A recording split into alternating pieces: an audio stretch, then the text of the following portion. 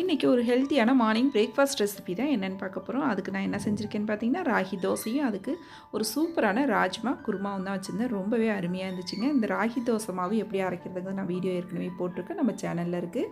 இன்றைக்கி நம்ம ராஜ்மா கிரேவி எப்படி செய்கிறதுன்னு பார்ப்போம் வாங்க. அதுக்கு ஒரு கடாய் வச்சுக்கோங்க. அதில் ஒரு 2 டீஸ்பூன் அளவுக்கு எண்ணெய் விட்டு கொஞ்சமாக ஸ்பைசஸ் சேர்த்து ஸ்பைசஸ்லாம் நல்லா பொரிஞ்சதுக்கு அப்புறம் இதில் ஒரு பெரிய வெங்காயத்தை வெட்டி நல்லா நீள்வாக்கில் வெட்டி சேர்த்துக்குங்க. நல்லா வெங்காயம் வதங்கட்டும். வெங்காயம் நிறம் மாறினதுக்கப்புறம் இதில் ஒரு டீஸ்பூன் அளவுக்கு இஞ்சி பூண்டு சேர்த்து நல்லா வதக்கி விட்டுங்க.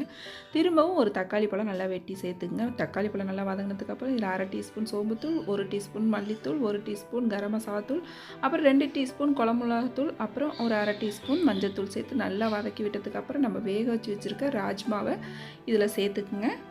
இப்போ நல்லா ஒரு கொதி வந்தோடனே இதில் ஒரு 1/4 கப் அளவு தேங்காய் எடுத்து அதை அரைச்சி இது கூடவே சேர்த்துக்குங்க. தேங்காயை போட்டதுக்கப்புறம் கொஞ்சமாக ஃப்ரெஷ்ஷாக கருவேப்பிலை கொத்தமல்லி இப்போ சேர்த்து நல்லா ஒரு 5 நிமிஷம் கொதிக்க வச்சிங்கன்னா குருமா ரெடி.